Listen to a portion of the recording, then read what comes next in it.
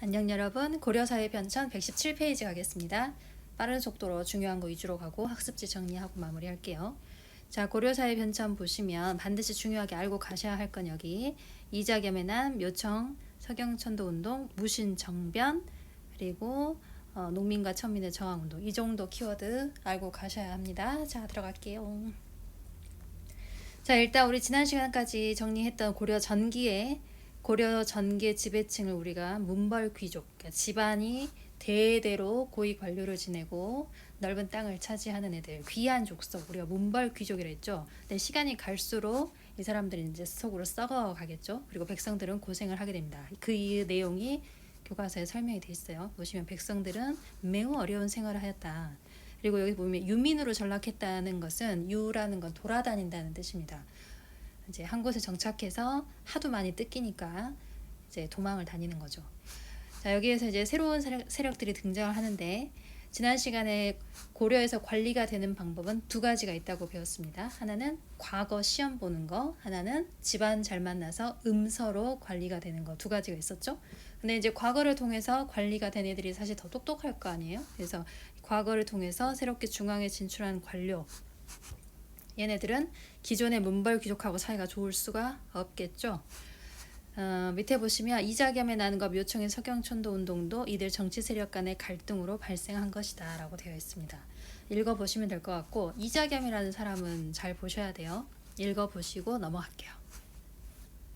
자, 여기 보시면 고려의 대표적인 문벌 귀족 가문인 경원인씨, 경원이씨는 알고 계셔야 돼요. 경원이씨 가문은 왕실하고 거듭 이제 중첩 겹치는 혼인 관계를 맺게 됩니다. 외척이라는 것은 왕의 외가 쪽 친척을 말하죠. 그래서 이자겸의 딸들은 예종과 인종의 왕비래요. 보시면 이자겸의 딸이 예종의 부인이었다가 그리고 밑에 그 다음 이 둘 사이에서 태어난 인종의 부인도 이자겸의 딸이거든요. 그러니까 이 말은 인종의 경우에는 자기 이모랑 결혼을 한 거죠. 자, 그래서 이자겸은 아주 권력이 이제 막강해집니다. 보시면 여기 보면 이자겸은 최고의 권력자로 행세를 했다는 거죠. 그래서 결국 인종과 이자겸 사이에 이제 문제가 생기고 이자겸을 제거하려는 시도가 이제 사전에 발각이 됩니다. 그래서 이때 남학생들은 좀 아는 사람들도 있을 것 같은데 척준경이라는 사람이 또 등장을 해요. 교과서에서 설명이 잘 안 돼 있죠. 근데 척준경이라는 사람은 약간 좀 현실감이 좀 떨어지는, 굉장히 싸움을 잘하는. 그러니까 일단 붙으면 무조건 다 이제 죽여버리는 일당백의 아주 그냥 강력한 무사라고 생각하시면 됩니다. 그래서 이 척준경을 이용해서 인종이 이자겸을 제거하려고 했거든요. 근데 이제 결국에는 이게 잘 안 됐어요. 결국에는 이자겸이 난을 일으키게 됩니다. 여기 보시면 이자겸이 난을 일으켜 궁궐이 불태워지는 등 왕실에 위협을 가했다. 그런데 곧 진압이 되었다라고 되어 있죠. 이 부분이 한국사 능력시험에 몇 번 나온 적이 있습니다. 이자겸의 난에 고려의 궁궐이 불에 탔다. 이거를 이제 지문으로 준 경우가 몇 번 있었어요. 그래서 이것도 좀 알아두시면 좋겠습니다. 별표해 둘게요. 이자겸의 난에 고려 궁궐이 불에 탔다는 거죠. 자, 하지만 이제 진압이 됐습니다. 진압이 된 이후에 새롭게 등장하는 또 세력들 보시면 묘청이라는 거죠. 묘청 등은 서경 출신의 세력이다. 서경은 지금의 평양을 뜻합니다. 써놓을까요? 평양 아시죠? 평양 출신의 세력들이 인종에게 고려를 황제국이라 칭하고 독자적인 연호를 사용할 것을 건의하면서 서경으로 수도를 옮깁시다라고 합니다. 그게 바로 서경천도 운동입니다. 묘청의 서경천도 운동이라고 하는데 이 당시에 이미 개경에서 오랜 시간 권력을 잡고 뿌리 내렸던 개경 세력들은 당연히 이 서경으로 옮겨가자는 소리가 당연히 기분 좋지 않겠죠. 그래서 개경 세력들은 아주 극도로 반대를 하게 됩니다. 대표적인 이 개경 세력이 우리가 삼국사기로 너무 유명한 사람이죠. 누구? 그죠? 김부식입니다. 김부식은 서경천도에 아주 반대하는 입장입니다. 그러니까 다시 정리해보면 묘청하고 반대편에 있었던 사람이 누구라고? 그죠? 김부식입니다. 자, 처음에는 서경에다 궁궐도 짓기도 해요. 대화궁이라는 궁을 짓기도 했지만 결국에는 서경천도는 실패를 하게 되죠. 그러다 보니 묘청은 반란을 또 일으키게 됩니다. 묘청의 서경천도 운동은 실패를 해요. 왜냐? 김부식이 이끄는 관군이 진압을 했기 때문입니다. 지금 벌써 두 개의 반란이 있었네요. 그죠? 첫 번째는 뭐? 여기 이자겸의 난, 그리고 묘청의 서경천도 운동. 고려 전반기에 있었던 문벌 귀족 사회가 이 두 가지 사건으로 아주 그냥 휘청 뒤흔들려 버리게 됩니다. 밑에 한번 좀 보세요. 역사 탐구는 별표하시고요. 묘청의 서경천도 운동을 어떻게 볼 것인가. 이 묘청의 서경천도 운동의 이 사료는요, 정말 많이 나옵니다. 일단 수능이나 한국사 능력 시험에 정말 단골 소재라고 보시면 되고, 그 중에서도 가장 유명한 게 바로 여러분이 이제 앞으로 꼭 알고 가셔야 할 신채호의 평가입니다. 이 신채호의 평가 이거 정말 중요해요. 일단 왼쪽에 가상 대화 먼저 보시죠. 묘청하고 김부시어 얘기를 하네요. 묘청이 서경으로 가자라고 합니다. 네, 김부식이 아직 우리가 금과 송 제대로 배우지 않았나요? 여진이 금이 되고 나중에 송이 정벌될 만큼 큰 국가로 성장했다. 이제 금이 이 당시에 성장을 해요. 금이 1115년 이후부터 여진족이 금이란 나라로 성장을 하면서 고려를 압박을 하기 시작하죠. 그 이자겸 세력의 가장 큰 특징 중에 하나가 뭐였냐면 그동안 그 당시에 금, 즉 여진족이 세웠던 금나라와의 관계에서 상당히 저자세를 보입니다. 저자세. 전쟁을 피하고 금하고 잘 지내자. 금과의 관계를 좋게 하자. 이런 입장이 이자겸의 입장이었거든요. 근데 묘청은 완전히 반대의 이야기를 하고 있는 것이죠. 묘청의 경우에는 금하고도 싸울 수 있다. 우리는 금하고 비교했을 때 부족한 게 없다. 우리도 황제국이다. 이런 이야기를 하고 있습니다. 근데 이제 이 당시 김부식은 금나라는 큰 나라로 성장을 했는데 어떻게 금의 항복을 받냐라고 받아치고 있죠. 네, 묘청의 그때 대답은 이거예요. 개경의 기운이 쇠퇴했다. 그래서 기운이 좋은 서경으로 가면 해결된다. 뭐 이런저런 이야기를 하고 있습니다. 한마디로 묘청은 우리도 꿀릴 거 없다. 김부식은 우린 꿀린다. 지금 그 얘기를 하고 있잖아요. 근데 사실 이제 대화궁, 아까 이제 교과서 본문에 나왔죠. 대화궁을 짓고 나서 막 벼락을 내치고 이제 불길한 이제 기운을 계속 이제 내뿜습니다.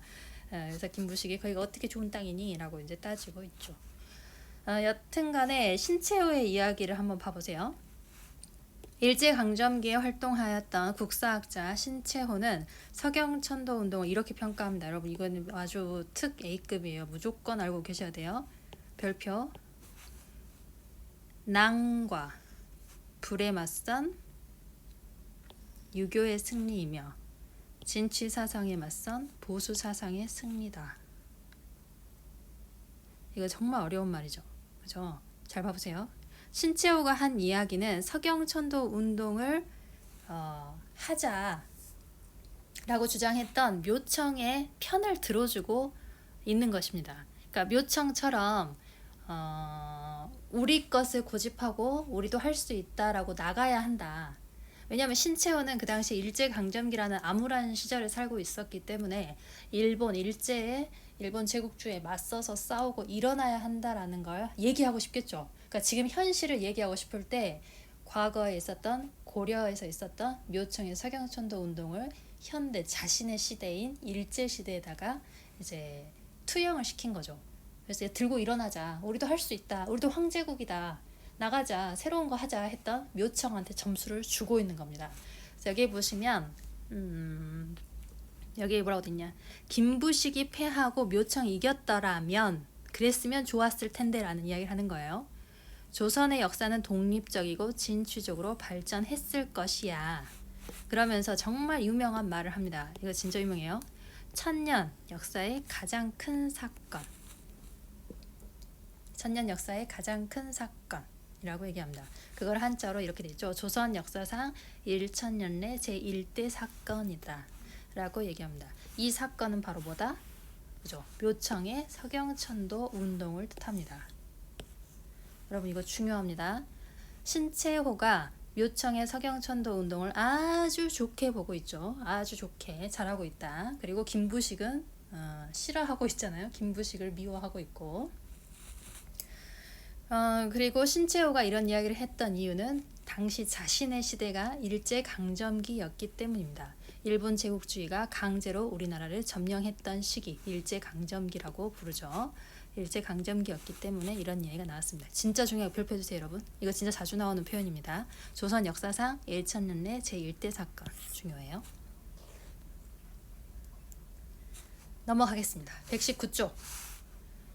자, 벌써 사건 여러 개 있습니다. 이자겸의 난 진압했고, 요청의 서경천도운동 진압했고, 자, 그 이후의 상황 한번 보세요.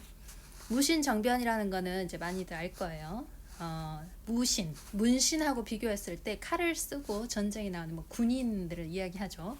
근데 보시면 고려에서 무신은 정치 경제적으로 문신보다 지위가 낮았다. 자, 그리고 지난 시간에 배웠죠. 묵가가 있었나요? 무신을 등용하는 묵가가 있었나요? 없죠. 근데 이거 차이가 있습니다. 조선에는 묵가가 있나요? 네, 조선은 묵가가 있습니다. 조선에는 묵가 있습니다. 근데 고려에는 묵가가 없습니다. 그러니까 이 부분도 잘 알아두셔야 돼요. 여러분 잘 아는 이순신 장군은 묵가 출신이겠잖아요. 조선시대에. 그죠? 그리고 우리가 잘 아는 고려시대의 장군, 예를 들어 강감찬 이런 사람들 다 문신입니다. 무신이 아니라 문신이야, 문신. 자, 쭉 가볼게요. 마땅히 무신이 맡아야 할 군사 지휘권도 문신이 갖고 있는 경우가 많습니다. 그리고 이자겸의 난 묘청이 난을 진압한 후에도 이거는 바뀌지 않아요. 아까 봤겠지만 이거 진압한 사람들의 장군들이 죄다 다 문신입니다. 그러니까 안 바뀌겠죠. 게다가 하층 군인들은 국가로부터 토지도 제대로 받지 못하면서 온갖 자벽이 시달리고 있었기 때문에 불만이 더 심해졌다. 군인으로 뽑혔어. 군인이야, 너는 군인이야 했으면은 군대에 복무하면서 뭐 전쟁하고 이런 걸로 이제 성취감도 느끼고 그거에 대한 대가로 토지도 받아야 되는데 그거는 제대로 되지 않고 군인이라고 뽑아놓고 맨날 자벽, 잡스러운 일, 그러니까 노동력이 필요한 데다 가서 그러니까 막노동 같은 거 이제 막 시키는 거죠. 그래서 불만이 심해집니다. 게다가 일부 무신들이 굉장히 무시를 당하게 되면서 불만이 폭발하게 되고 의종이라는 왕이 보현원이라는 곳에 장소예요. 행차할 때 그 틈을 타서 정변이 발생한데 1170년입니다.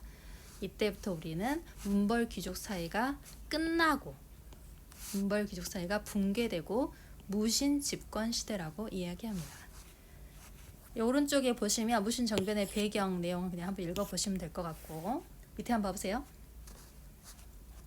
이런 것도 한 번씩 봐보세요. 여기에서 보시면 무신 정변의 가장 큰 원인은 무신과 문신 간의 차별입니다. 문신이 더 높았다는 거죠. 문이 더 높게 대우를 받았다는 거. 우리가 잘 아는 강감찬이나 윤관 같은 사람들도 사실은 문신이라는 거죠. 김부식도 당연히 문신입니다. 이러다 보니 문제가 생기는 거죠. 그리고 보시면 김부식은 아들 교육을 잘못했나 봐요. 김돈중이라는 사람이 무신 중에 최고 장군이었던 누구의 수염을? 정중부. 정중부가 바로 무신 정변의 주역입니다. 여기 위에 보면 정중부란 이름이 있나요? 있죠. 정중부, 이의방. 정중부 꼭 알고 계셔야 됩니다. 정중부 별표. 한 장 넘어갈게요. 자, 이 상황에서 보시면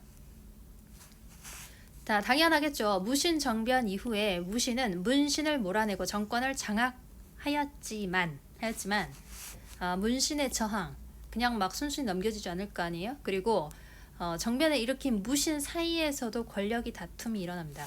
덕분에 처음엔 당연히 불안해요. 이 불안하다는 걸 반영하는 거는 최고 권력자가 이제 계속 바뀐다는 겁니다. 그래서 밑에 한번 잠깐 보면 표가 하나 있을 거예요. 그죠?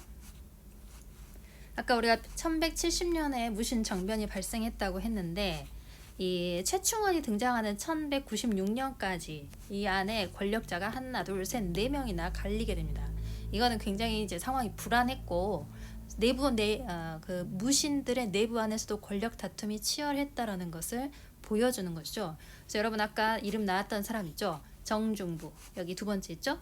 이의방. 이 사람들은 원래도 굉장히 높은 고위급 장군 출신입니다. 그러니까 처음에 이 사람들이 했다가 경대승은 상당히 젊은 장군이거든요. 근데 경대승은 굉장히 마음이 이제 불안했어요. 왜냐하면 이전에 있었던 선배들이 사라지는 걸 봤기 때문에 자신을 지켜줘야 한다라는 자신을 지켜줬으면 좋겠다 하는 이른바 사병을 이제 키우게 되는 데거든요. 보시면 약간 왼쪽 위에 뭐라고 됐어요? 도방이라는 게 있죠. 이 별표 볼까요? 도방. 도방은 경대승이 자신의 신변 보호를 위해서 만든 사병 집단입니다. 그리고 이제 들리는 말에 의하면 너무 불안해가지고 자기 사병 집단인데 자기를 오히려 이제 해야 하지 않을까 하고 이제 신경쇠약에 걸려서 막 몸이 아파요. 그리고 이제 같이 이 도방 집단들하고 같이 한 이불을 덮고 막 자는 퍼포먼스를 합니다. 내가 너희를 이렇게 사랑하고 나는 너희를 이렇게 똑같이 대우를 해주고 있다. 이런 퍼포먼스를 좀 하고 그래요. 근데 결국에는 신경쇠약으로 죽었습니다. 병 걸려가지고. 그리고 이 이후에 권력을 장악한 사람이 여기 보면 이의민이라는 사람인데 이 사람 좀 아주 독특한 사람이에요. 이의민의 경우에는 출신 성분이 너무나 안 좋습니다. 일단은 자기 자신도 매우 낮은 이제 천민 계층이고 부모도 정확하지가 않아요. 이제 어머니의 경우에는 뭐 절에서 노비였다라는 둥, 소금 장수였다는 뭐 이런 이야기가 있는데 이의민 자체도 이제 장사하다가 한마디로 자수성가 완전 대박이 난 거죠 이 당시에. 그래서 이의민까지. 근데 여기 보시면 밑에 보면 중방이라는 단어가 있어요. 중방은 이제 이 당시에 지배 기구를 말합니다. 여기 써 있죠. 별표 해주세요 여러분. 무신 정변 직후 무신들의 회의 기구인 중방. 중방이 최고의 기구였어요. 여기까지 중방. 중방이 가장 최고의 기구였다고 합니다. 여기에서 결정하는 대로 나라가 이제 돌아갔다는 거죠. 그럼 다시 한번 위로 가보겠습니다. 아까 여기까지 나왔죠. 뭐 일방, 정중부, 경대승, 이의민까지 계속 바뀌었다. 그리고 그 이후에는 이의민을 제거하고 누가 권력을 잡는다? 이 진짜 중요한 사람이에요. 최충원. 최씨 정권은 자식에게 물려주면서 4대 60여 년간 집권을 하게 됩니다. 그러니까 이 최씨 정권 잘 보셔야 돼요. 최씨 정권 즉 최충헌은 이전에 있었던 정방이 아니라 이전에 있었던 중방이 아니라 제가 잘못 말했네요. 중방이 아니라 새로운 권력기구 즉 교정도감이란 것을 설치합니다. 이거 중요해요. 별표해 주세요. 아주 자주 나옵니다. 최충원의 권력기구 이름이 뭐지? 하고 물어본단 말이죠. 그러면 교정도감이라고 하셔야 돼요. 도감이란 단어도 뭐 기구, 기관 이런 뜻입니다. 교정도감. 그러니까 외울 때 이렇게 외우세요. 최충원은 그래도 얘네들보다 공부를 좀 했어요. 그래서 최충원이 자기가 이제 나라를 어떻게 교정시켜 보겠다, 교정하겠다 이런 뜻으로 만들었겠죠. 자, 여기에서 국가의 중요한 정책을 결정하고 집행했대요. 그리고 하나 더. 경대승이 만들었던 사병 집단 그죠? 도방 기억하시죠? 도방을 확대해서 자신을 호위하게 했답니다. 처음에는 뭔가 개혁안 내놓기도 해요. 근데 이 사람 자기 권력 독재자가 된 후로 이 개혁이 되겠어요? 그냥 안 하죠, 당연히. 오히려 더 많은 사람들의 원망을 사게 됩니다. 최충원이 죽고 나서는 아들에게 권력이 넘어갑니다. 그게 바로 누구? 최우라고요. 최우의 경우에도 꼭 알고 계셔야 되는 게 바로 정방입니다. 별표 해주세요. 정방에서는 뭘 하냐? 관리들의 인사 업무를 처리합니다. 근데 자기 집에서예요. 그러니까 정식 멀쩡한 상태가 아니라는 거 아시겠죠?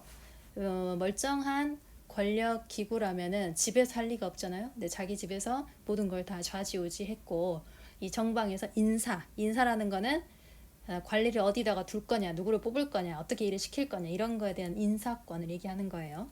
이거를 처리했답니다. 근데 이 과정에서 행정 능력은 당연히 무신보다는 문신이 잘하겠죠. 그래서 이제 최우는 문신들을 이제 등용을 시킵니다. 근데 이때쯤 가면 아주 자존심이 높았던 문신들도 이제 막 아무리 노력을 해도 출세하기 쉽지 않잖아요. 그래서 최씨 정권에 허리를 숙이고 들어오는 사람들이 생겨요. 그 대표적인 사람이 이규보 혹시 들어보셨을까요? 이규보 동명왕편을 썼던 유명한 사람이고요. 이런 사람들이 이제 문신이지만 글을 쓰는 사람이지만 무신 정권에 협조하는 새로운 세력들이 생기게 돼요. 자, 여기서 한번 봐볼게요. 밑줄 한번 그어보세요. 최우는 자신의 집에 정방을 설치해서 관리들의 인사 업무를 처리했다. 이 과정에서 문신을 등용하게 된다. 그리고 이 문신들은 우리가 아는 사대부 계층을 형성하기 시작한다. 사대부 하면 신진사대부 이제 아시겠죠? 초등학교 때 배웠어요, 사실. 조선을 건국하는 세력들, 신진사대부, 온건파 신진사대부, 뭐 강경파, 뭐 신흥 무인 세력, 뭐 이런 것들 다 배워봤을 것 같아요. 알아야 돼. 그럼 일단 넘어갈게요. 그리고 하나 더 있습니다. 군사 기반, 삼별초, 별표. 삼별초는 왼쪽에 봐보세요. 여기 써있어요. 최우가 도둑을 잡기 위해서 밤에 지켜라 하는 뜻으로 야별초라는 걸 처음에 만들었습니다. 근데 이게 이 야별초가 좌하고 우로 분리가 돼요. 한번 더 써볼게요. 처음에는 야별초였는데 이 야별초가 좌별초와 우별초로 나뉘고 나중에 여러분 배우겠습니다만 몽골하고 전쟁하게 되죠. 그래서 몽골과 전쟁 이후에 포로로 잡혀갔던 사람들이 갔다가 도망오는 경우가 많습니다. 그때 돌아온 사람들을 우리가 신의군이라 하거든요. 그래서 지금 몇 개예요? 3개죠. 그래서 하나, 둘, 셋. 원별초, 삼별초, 별표. 즉 여기 보면 좌별초와 우별초와 신의군. 나중에 또 나옵니다. 삼별초 중요해요. 그러면 우리 표 한번 봐볼까요?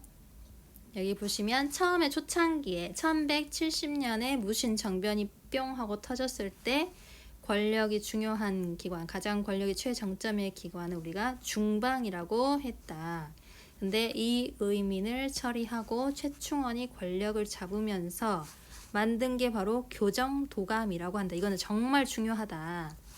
교정도감이라고 하고 얘도 개혁을 한다고 나불나불 하다가 하지 않았다. 제대로 되지 않았고 아들한테 넘겨주고 그 아들이 바로 최우다. 최우의 경우에는 기존의 교정도감에다가 뭐까지 세웠다? 정방, 자기 집에다가 정방을 세웠고 이때부터 우리가 잘 아는 사대부들이 생기기 시작한다. 그리고 삼별초도 군사 기반이 되는 시점이다. 공부하셔야 됩니다. 여기 밑에 뒤 나머지 이름은 외우지 않으셔도 됩니다. 외우지 않아도 되지만 대충 느낌을 알아야 돼요. 이렇게 바뀌었구나. 최씨는 4명이 이제 계속 이제 후대를 이어서 해요. 하나, 둘, 셋, 넷. 그래서 4대 60년간이라고 얘기합니다. 밑에 보시면 역사 지식을 넓혀 보세요. 무신정변 이후에 고려 사회는 어떻게 변했니? 문벌 귀족은 전반기죠. 얘네들 끝났어요. 이거 무신으로 넘어가게 되죠. 여기 보니까 화려한 간판 뭐라고 써 있어요? 교정도감 맞죠? 오케이. 자, 농장의 확대에 따른 토지 제도의 문란. 무신들이 자신들의 농장이 일단 넓은 땅이죠. 농장을 넓히고 세금도 무겁게 매겨서 일반 백성들은 너무 고생을 합니다. 자, 그리고 새로운 관료층인 신진사대부가 형성이 됩니다. 행정실무는 능력 있는 우리가 맡아야지 하고 새롭게 등장하게 되죠. 최후의 정방을 배경으로 합니다. 지금 이게 답이 다 이거죠. 무신정변 이후에 고려사회의 변화 모습 3가지. 다 내용이 똑같이 답입니다. 넘어갈게요. 121조. 자, 보시면 무신이 권력을 장악하면서 사회는 당연히 어지러워집니다. 근데 이런 상황에서 백성들은 더 힘들다. 하층민들은 저항을 하게 됩니다. 나머지 쭉 읽어보시고 꼭 보셔야 할 게 이거죠. 공주라는 지역, 명학소, 소는 배웠어요. 향, 소, 부곡, 향, 부곡, 소는 상공업, 그 수공업 해서 종이나 먹 같은 거 만들고 완전 고생했다. 기억하시죠? 이 소에서 공주라는 지역에서 명학소에서 일어난 망이 망소이의 난. 망이 망소이는 사람 이름이에요. 그리고 김삼이 효심도 사람 이름이고요. 꼭 보셔야 할 건 또 만적입니다. 만적 중요해요. 만적은 최씨 집안 노비입니다. 그래서 만적은 신분 해방을 목적으로 노비를 규합해서 봉기를 계획했는데 사전에 발각돼서 처형당했습니다. 네, 우리가 여기서 알 수 있는 것은 신분 해방. 이때 이제 만적이 했던 멘트가 굉장히 유명합니다. 왕후 장상희 씨가 따로 있냐. 이들이 이런 말을 할 수 있었던 가장 큰 이유 중에 하나는 이의민이라는 사람이 바닥에서부터 올라간 걸 봤기 때문이에요. 그래서 이제 누구든 출세가 혹시 가능하지 않겠어? 하는 생각을 하는 거죠. 지도를 보시면 유명한 사람 여기 있어요. 효심, 김삼이, 망이 망소이. 이거 다 외우실 필요 전혀 없고 망이 망소이는 알아두셔야 됩니다. 망이 망소이 하나, 공주라는 지역 알아두시면 좋겠습니다. 여기 있죠? 만적. 올라가 볼게요. 자, 여기 보시면 자, 내용 연결해 보세요. 이자겸의 경우에는 어디로 갈까요? 이자겸. 그죠? 왕이 찬탈 음모. 이자겸이 왕이 찬탈 음모를 할 때 좀 웃긴 말이 있습니다. 이 한자어로 이거 뭐예요? 열십이죠. 그리고 이거는 여덟 팔이죠. 그리고 이건 뭐죠? 아들 자죠. 읽어보세요. 18자잖아요. 18자. 근데 이 18자가 왕이 된다라는 소문이 납니다. 근데 이거를 다 합쳐보세요. 이걸 다 합치면 어떻게 되냐면 이렇게 되는 거죠. 여기가 열십에다가 아들 여기다가 8 그리고 자가 밑으로 와요. 그럼 여러분 이거 성인데 혹시 이 성 가지고 있는 사람 읽을 수 있나요? 이게 무슨 성이에요? 그렇죠. 이씨죠. 그러니까 한마디로 이걸 뭐라 하냐면 18자 도참설이라고 하는데 그 당시에 고려에서 이씨가 왕이 된다라는 소문이 나면서 이자겸이 그게 바로 나다. 지금 이런 거죠. 그래서 이제 그 당시 왕을 이제 독살을 하려고 해요. 근데 자기 딸이 도와주지 않아가지고 결국에는 독살에 실패를 하게 됩니다. 아무튼간에 이 18자설 재밌죠? 그래서 왕이 찬탈 음모를 꾸몄지만 망했어. 그럼 이거 지워줄게요. 묘청은 어디로 가겠습니까? 묘청. 그죠? 묘청의 경우에는 서경천도 운동. 누가 묘청을 되게 칭찬했다고 했죠? 그죠? 신채호라고 했죠. 신채호. 신채호가 되게 좋아라 했다. 중요해요. 신채호가 알아두세요. 김부식은 이걸 이제 반대했던 입장이라고 했죠. 그죠? 서경천도를 반대하는 개경을 대표하는 인물입니다. 김부식은 기존의 개경을 대표하는 인물이기 때문에 새로운 지역으로 가자는 걸 당연히 반대하는 거죠. 자기 지역이 중요하니까. 최충원은 이유민을 몰아낸 다음에 자기가 권력을 잡아가지고 새로운 권력 기구를 만들었다 했죠. 이 세상을 한번 교정하겠어. 그죠? 교정도감.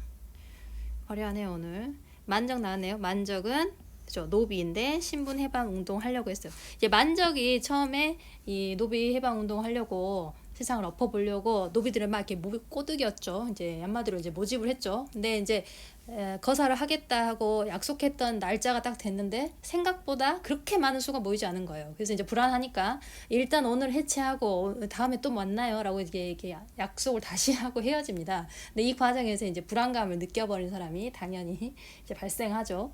결국에는 내부 고발에 의해서 이제 발각이 되고 처형이 됩니다. 넘어가 볼게요. 자, 이자겸의 난으로 문벌 귀족 사회가 흔들렸지만 왕권은 강화됐나요? 강화됐다고 말하기 어렵습니다.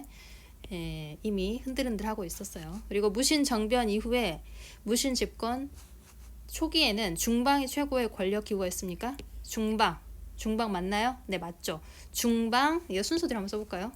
처음에는 중방이었는데 나중에 최씨가 등장하면서 뭘로 바뀌죠? 그죠? 교정도감으로 바뀌죠.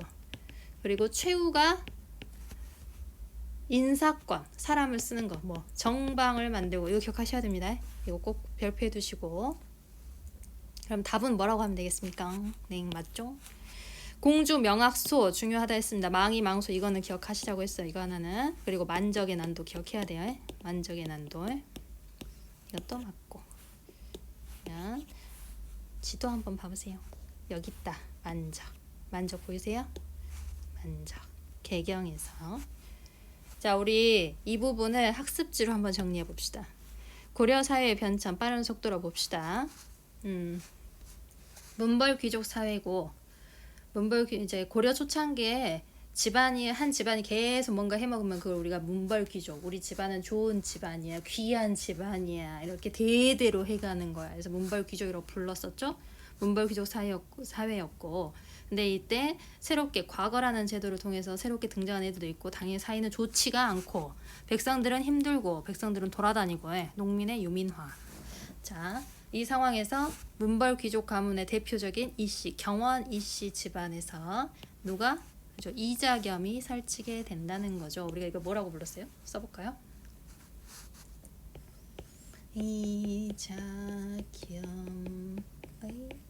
난.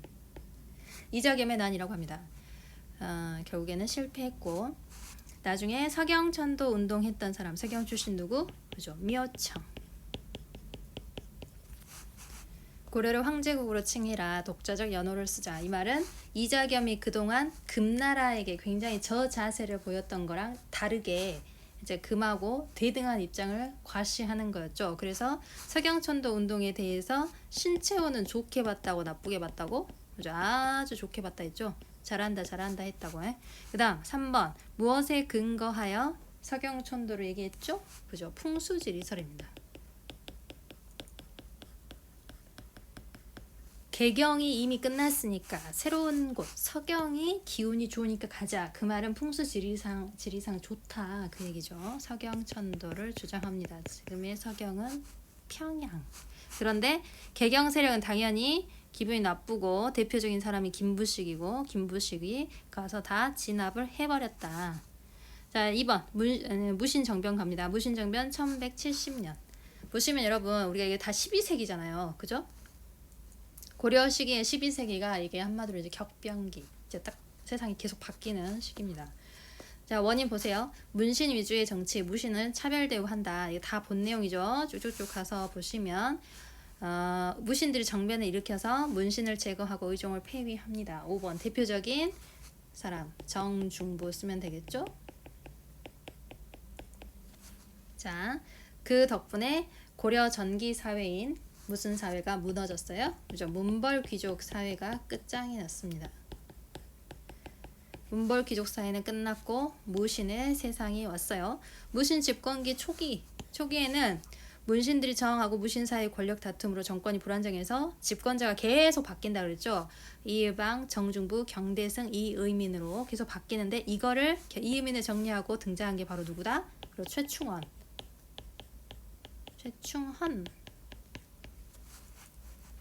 자, 이 사람은 아들들한테 넘겨주면서 4대 60여 년간 최씨 집안이 다 해먹습니다. 쭉 가서 보시면 최충원은 국가의 정책을 결정하는 새로운 무엇? 그렇죠. 교정도감. 그 전에는 뭐였죠? 그 전에는 중방이었죠. 그죠? 그리고 경대승이 만들었던 도방을 확대합니다. 그리고 관리의 인사 업무를 처리했던 거. 최우가 만들었던 거였죠. 최우. 정방. 여러분 헷갈리죠? 정방, 중방, 도방 엄청 많죠. 근데 손으로 한번 쭉 써보고 정리를 하셔야 됩니다. 삼별초 알고 계셔야 되고. 자 넘어가 볼게요. 농민의 저항 이거 알아야 된다 했죠? 공주 명학소 누구? 그렇죠. 망소이의 난 그리고 노비의 난 개경의 최씨 집안의 노비였던 누구? 만적의 난. 만적의 난은 신분 해방 굉장히 이제 하층민의 자의식이 높아졌다 이렇게 보시면 됩니다. 오늘 여기까지 일단 정리하겠습니다. 고려사회 편찬했어요. 너무 고생하셨습니다.